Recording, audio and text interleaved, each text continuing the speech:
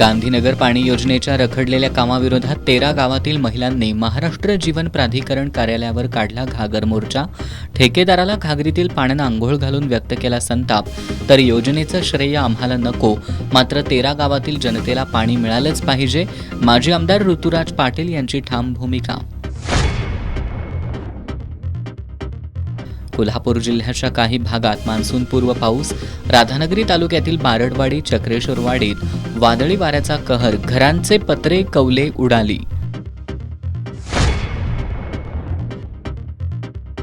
उद्या 1 वाजता 10वीचा ऑनलाईन निकाल जाहीर होणार. 16 लाखांहून अधिक विद्यार्थ्यांचं भवितव्य स्पष्ट होणार.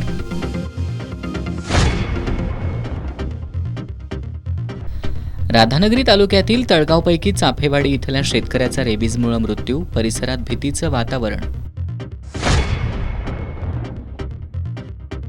आणि महापौर चषक फुटबॉल स्पर्धेत सम्राटनगर स्पोर्ट्स आणि प्रॅक्टिस फुटबॉल क्लबनं प्रतिस्पर्धी संघांवर विजय मिळवून केला पुढील फेरीत प्रवेश.